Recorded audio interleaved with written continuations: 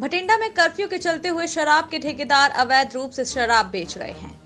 भटिंडा जहां पूरा देश भर में लॉकडाउन लगा हुआ है, वहीं भटिंडा में शराब के ठेकेदारों की दुकानें धड़ल्ले से अपनी शराब की दुकानें खोलकर 2 नंबर में बेच रहे हैं।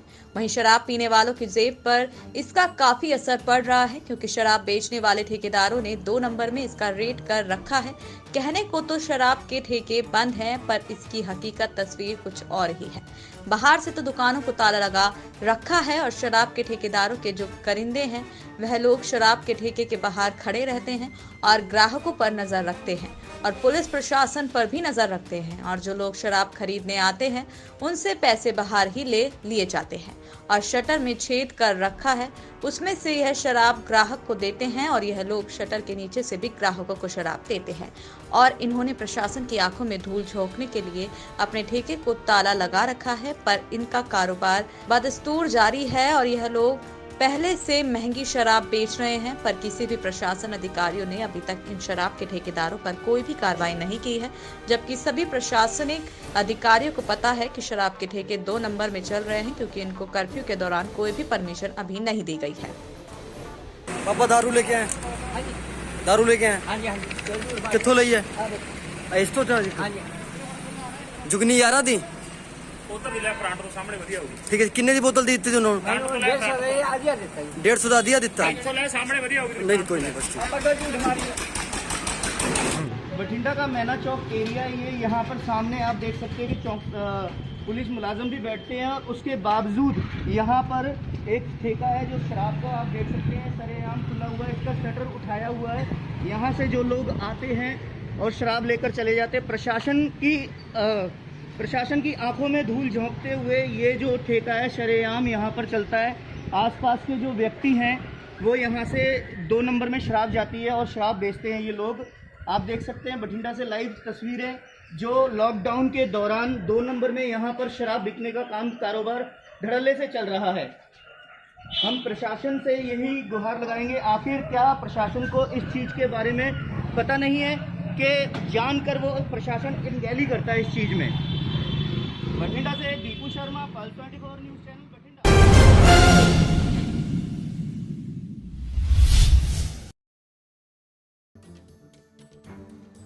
आज जहां पूरा देश लॉकडाउन है और कोरोना जैसी महामारी फैली हुई है, वहीं पीएम नरेंद्र मोदी ने कहा है कि मुंह पर मास्क लगाना जरूरी है।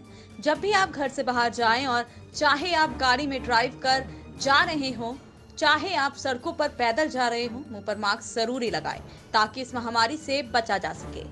आज वहीं पल्स 24 न्यूज की टीम ने भटिंडा के मेन नाकों पर चेकिंग की और तो बहुत से लोग बिना मास्क लगाए हुए ही ड्राइविंग कर रहे थे, और जो भटिंडा पुलिस अधिकारी है वह लोग भी चेकिंग के नाम पर सिर्फ एक दिखावा ही कर रहे हैं, क्योंकि जो ट्रक या और कोई भी वाहन जो बॉर्डर के बाहर से आता है पर उसकी कोई भी चेकिंग नहीं होती है। आज और हमारी पल्स 24 न्यूज की टीम ने जायजा लिया है कि देखिए एक खास रिपोर्ट। आज बठिंडा के हम मेन चौक पर खड़े हुए हैं, जहां पर कई गाड़ियां ऐसी गुजरी हैं जिनके पास लीगल परमिशन नहीं थी कर्फ्यू के दौरान, और भी हम लोगों की चेकिंग करेंगे, मास्क वगैरह चेक करेंगे और क्या किसी के पास परमिशन है उनको जाने दे रहे हैं पुलिस वाले, इस दौर पर हम बातचीत करेंगे। आप देख सकते थे जो ये ट्रक पास हुआ है, आखिर इस लॉकडाउन के दौरान इतनी गंभीर स्थिति आपने पहले देखा था, जैसे कि कैंटरों के अंदर भी लोग भर कर ले जा रहे थे। क्या ये प्रशासन को चेकिंग करना ज़रूरी है कि नहीं? कहने की बात यह है कि बहुत से लोग इस बीमारी को गंभीरता से नहीं ले रहे और विदाउट मास्क गाड़ियों में जा रहे हैं, और जो है यहाँ पर ट्रकों की वगैरह की चेकिंग नहीं हो पा रही सही तरीके से। आप देख सकते हैं जो इससे चले जाते हैं। हमारे साथ एक भाई साहब है, इनसे बात करेंगे। जी, मास्क क्यों नहीं लगाया सर? मास्क आपने क्यों नहीं लगाया सर? सर ला के रखो ना, अपनी जिंदगी का सवाल है, और कोई गल नहीं। जबकि पीएम नरेंद्र मोदी सेंटर ने भी कह रखे है होती है जी, हम की करिए, अपनी प्रॉब्लम है, जान तो बच के सफोकेशन नहीं। मेरे सामने देख सकते हो साफ तौर पे ऑटो घूम रहे हैं, 5-5, 6-6 सवारियां लेकर घूम रहे हैं, जबकि इनके पास कोई कर्फ्यू पास नहीं है और विदाउट कर्फ्यू पास ये घूम रहे हैं। क्यों नहीं लाया भाजी? उन मीडिया ਨੂੰ देखते हुए ਤੁਸੀਂ मास्क ला रहे हो? नहीं देखो जी, पता कि ਤੁਸੀਂ सरकारी मुलाजिम हो, आप अफसर हो, इन्होंने चीज़ों को समझो सर। हुन अभी इन्होंने हमें देखते हुए मास्क लगाया, इनकी जिम्मेवारी ये बनती है, जबकि सरकार पीएम नरेंद्र मोदी जी ने कहा हुआ है कि भाई हर एक व्यक्ति मास्क लगाकर घूमे और अपने पास सैनिटाइज वगैरह रखे। इस बातों को ये लोग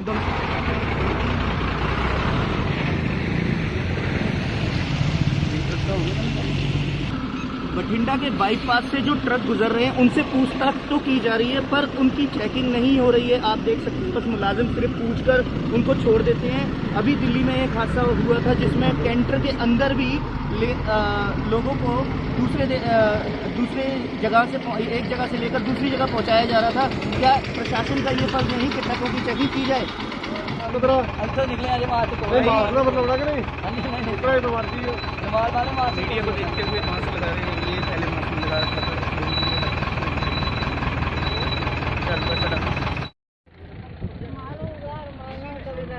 भाई मास्क रखो, मास्क थोड़ा बचाया तो साडा नहीं। कोई गल नहीं सर मास्क आपका सर मैं लाख जी सर क्यों नहीं लगाया? आखिर आप सर, मैं अंदर मुलाजिम सफाई हो, करने- आपके मुलाजिम हो, सरकारी गाड़ी लेकर रहे हो, जिम्मेवारी आपकी भी बनती है ना। आप आग लोगों ना की। कर बोल नहीं जरूरी है ये। ठीक है सर अगे तो नहीं हो रहा है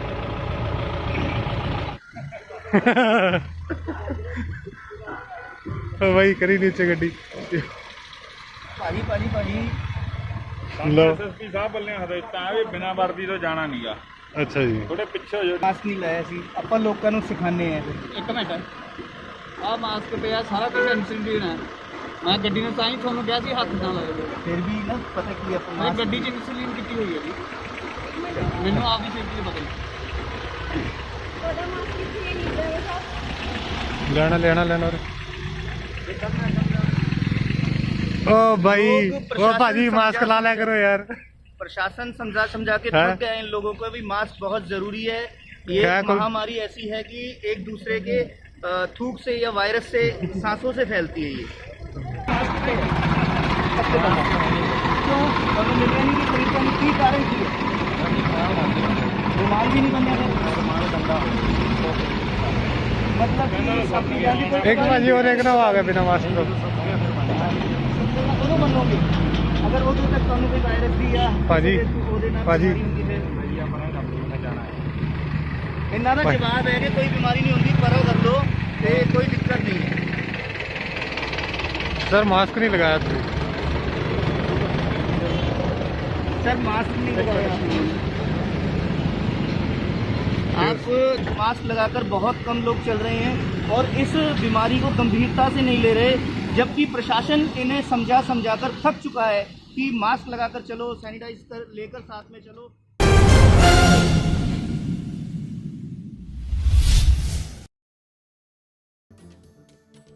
लॉकडाउन के चलते भटिंडा में जो प्रवासी मजदूर फंसे हुए हैं वे लोग पंजाब सरकार से विनती कर रहे हैं कि हमें अपने घर पर वापस भेजा जाए किसी भी तरीके से। और उन लोगों को भटिंडा में रहकर इतनी मुश्किलों का सामना करना पड़ रहा है कि लॉकडाउन के चलते एक तो उनकी रोजी रोटी छिन चुकी है और अब उनके पास ना ही कुछ खाने पीने का राशन है और ना ही उनके पास पैसे हैं। पंजाब सरकार से विनती करते हुए यह प्रवासी मजदूर कुछ बिहार के उत्तराखंड के हैं।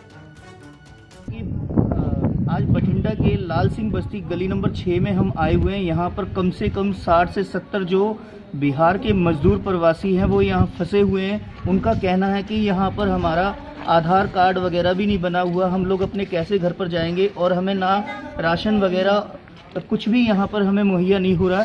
इनसे हम जानेंगे कि आखिर इनको किस किस प्रकार की मजबूरियों का सामना करना पड़ रहा है यहाँ पर। हाँ जी, क्या नाम है आपका?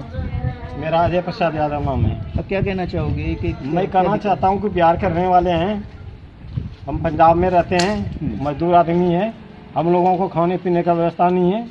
किसी तरह से रूम रेंट में रह रहा है, इसे नहीं भगा रहा, कोई बात नहीं, रखने के लिए रख रहे हैं, मकान मालिक रह रहे हैं किसी तरह से। मकान मालिक परेशान नहीं कर जी रहा? नहीं, परेशान नहीं कर रहा, झूठे क्यों कहेंगे। हाँ। हैं तो कोई राशन वगैरह उसकी जो कमी? राशन वगैरह तो किसी तरह से टाइम पास है, किसी दिन आते हैं कोई देने के लिए तो वो भी ले लेते हैं, किसी तरह से टाइम अब पास आप करते अपने हैं। घर वापस जाना चाहते जी हैं? हम घर जाना चाहते हैं। हमारे जो मुख्यमंत्री है नीतीश कुमार, वो हम लोगों को ले जाए किसी तरह से।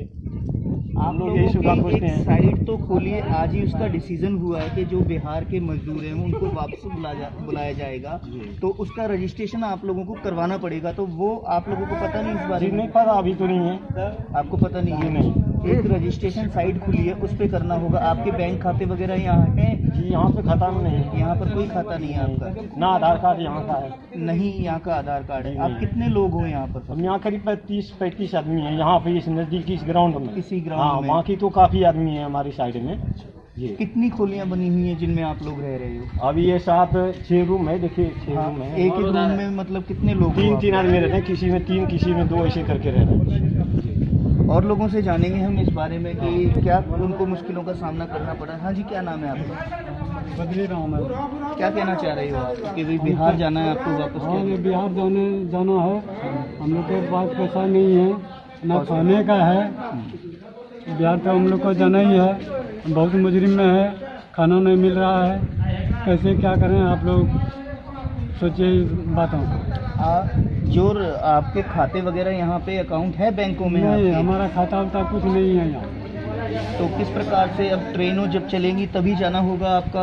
अब सरकार ने डिसीजन तो लिया है ट्रेन चलाने का, पर फिलहाल अभी उसके ऊपर पूरा सही तरीके से डिसीजन नहीं लिया गया है। नहीं लिया। पर आप लोगों को किस प्रकार की मुसीबत का सामना करना पड़ रहा है आपको? अब तो किसी तरीका हम लोग को तो कोई दिमाग नहीं काम कर रहा, न पैसा है न खाने का है, तो हम लोग क्या दिमाग लगाएंगे।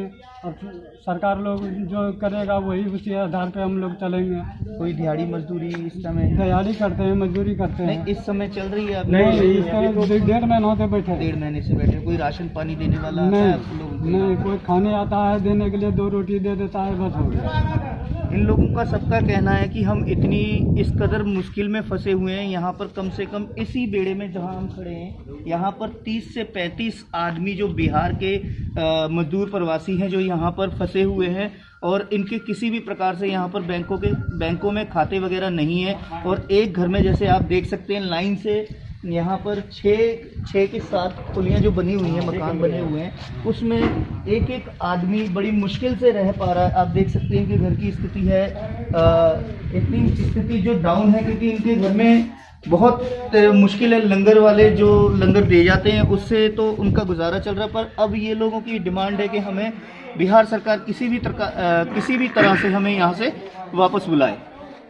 देख सकते हैं कि किस प्रकार से यहाँ पर जो घर है, छोटी छोटी खोलियाँ हैं, इनमें एक एक खोली के अंदर ये 5-5, 6-6 लोग रह रहे हैं। किसी में 4 है, किसी में 3 है, किसी में 2 है। ये लोग यहाँ पर बड़ी मुश्किलों से ये अपना दिनचर्या का गुजारा जो कर रहे हैं, बहुत मुश्किल से। लगाया 21 दिन का जी, वह 21 दिन तक किसी तरह गरीब आदमी सार लिया बोलना चाहता है। क्या नाम है आपका? मेरा नाम श्रवण कुमार है जी। इधर देखिए, बिहार का मुझे मत देखिए, ठीक है जी। पॉज कर दी। मैं एक बार लॉकडाउन लगाया जी, 21 दिन किसी तरह हम सार लिए, फिर दोबारा लगाया, दोबारा भी किसी तरह परिश्रम करके दुखी होके रहना पड़ रहा है। नहीं हम मजदूरी दिहाड़ी चल रहा है हम सबका, और नहीं पैसा कहीं से आ रहा है जी। आपके यहाँ पर बैंकों में खाते हैं किसी के? नहीं जी, कोई खाता है नहीं यहाँ का। अच्छा, यहाँ का नहीं राशन वगैरह, कोई आधार कार्ड, कोई चीज़ नहीं यहाँ का नहीं है। सिर्फ मजदूरी करने वाले हम सब यहाँ का हैं, बिहार से आए हुए हैं। बिहार से आए हुए? हाँ, ये लोग जो है बिहार से आए हुए हैं। इनका कहना है कि इस लॉकडाउन के दौरान जो हमारे मजदूरी थी वो भी बंद हो चुकी है और हम बहुत मुश्किल से अपना गुजारा कर रहे हैं, और सरकार से यही बार बार ये विनती कर रहे हैं कि हमें किसी भी प्रकार से बिहार वापस भेजा जाए। और लोग हैं, इनसे हम बात करेंगे। क्या नाम है आपका? हाँ भाई, क्या नाम है आपका? क्या नाम है? ये क्या काम करते थे आप? दिहाड़ी का, दिहाड़ी मजदूरी का काम करते थे? जी हाँ। क्या कहना चाहते हो आप? क्या मैं कहना चाहता हूँ यही कि सरकार गाड़ी चला दे हम लोग का, यहाँ बहुत दिक्कत है, हम लोग का काम नहीं मिल रहा है अभी, तो इसलिए बहुत परेशानी में भूखे मर रहा हूँ अभी। इस तरह देखिए कैसा हूँ, पहले कैसा थे हम लोग, कमाते खाते थे अपना, तो अभी काम बंद हो गया है। हम लोग को यही सरकार से कहना है कि गाड़ी किसी तरह हम लोग कोई यहाँ पर राशन वगैरह देने आता है? राशन तो देते हैं, कभी बीच में आता है, नहीं भी आता है। अभी 15 दिन हो गया देने से, अभी आया है एक बार, कहीं दिया किसी को नहीं दिया, फिर हम लोग क्या खाएंगे? इन लोगों की सारी समस्या ये है कि ना ही इन्हें राशन प्रोवाइड हो रहा और ना ही इन लोगों का कोई कामकाज चल रहा है जिससे ये लोग दिहाड़ी मजदूरी कर अपना गुजारा कर सके। Deepu Sharma, pulse 24 news channel, Bathinda.